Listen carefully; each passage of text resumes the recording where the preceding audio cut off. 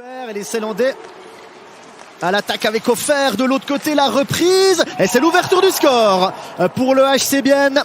10 minutes et 20 secondes de jeu et les Biennois qui prennent donc l'avantage, des Biennois qui profitent là d'un changement de ligne approximatif de la part des Grisons, et c'est Komarek, l'Autrichien, qui peut pousser ce puck au fond de façon un petit peu chanceuse. Ugly, pardon.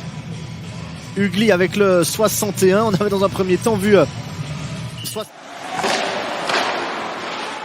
Kevin Fay qui a manqué sa relance. Lindgren, la reprise et goal.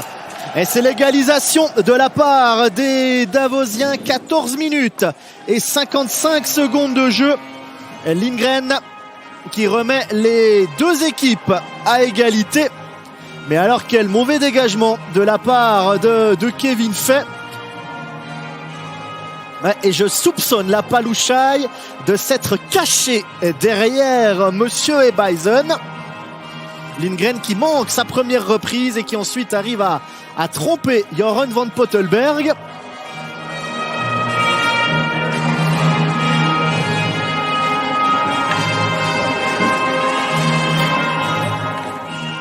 Par contre, quel sang-froid là dans le slot de la part de Lindgren. Les Biennois au complet. Et c'est le deuxième pour les Davosiens. Un petit puck là, mis sur le premier poteau. Il y aura la vidéo. Monsieur Ebaisen a fait le geste. 18 minutes et 30 secondes de jeu sur le retour de prison de Pouliot. Alors déjà, il y a Kunsley qui tombe tout seul. Puis ensuite, ce puck qui est dévié par un patin biennois. Est-ce qu'ensuite Herzog va toucher cette rondelle? Ce puck qui reste dans la zone. Baumgartner. Tir de Guerra et goal. Ouais, et tir soudain là de la part de Samuel Guerra. Et Davos qui prend 2 longueurs d'avance. 28 minutes et 20 secondes de jeu. Et Guerra qui marque son 4e but de la saison. Ouais, ça lui arrive pas souvent à Guerra de mettre 4 buts en une saison. Mais alors là, le tir est soudain. En plus, c'est même pas un vrai tir puissant de la bleue là. C'est entre le tir et le tir du poignet. Et Van Pottelberg qui est battu 3-1. Le tir de Lindbohm, la déviation, la reprise de Komarek et goal. Et bien voilà, la réaction biennoise n'a pas tardé. 28 minutes et 37 secondes de jeu, c'est-à-dire 17 secondes seulement après le but de Guerra.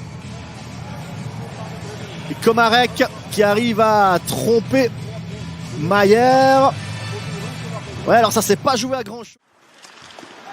Sartori, Rayala qui a de la vitesse, Rayala face à Mayer, Rayala goal. Et c'est l'égalisation de la part du HC Bienne. 30 minutes et 19 secondes de jeu.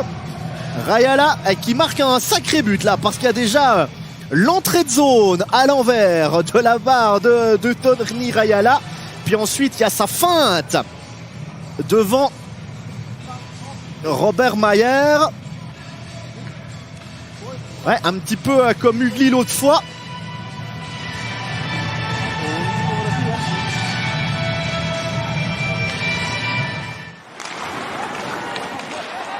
Davosien qui prend de tout le monde de vitesse et goal. Oh quel but! Oh quel but là, marqué par Palouchaille. 51 minutes et 14 secondes de jeu. Palouchaille qui va plus vite que tout le monde et qui marque le 4-3. Et je peux vous dire que le staff de Davos sur notre droite a vraiment apprécié ce but. Ouais, quelle vitesse là de la part de l'Américain et surtout quelle finition. Petit puck levé juste au-dessus de Van Pottelberg. Ouais, est-ce que Van Pottelberg aurait pu... Radgeb. Kunti en bonne position cette fois-ci. Le tir de Kunti et goal. Ouais, à force de laisser jouer le HC Bienne, eh bien les Ceylandais qui arrivent à égaliser. 54 minutes et 36 secondes de jeu. 4 partout. Ouais, Kunti là c'est tir du poignet.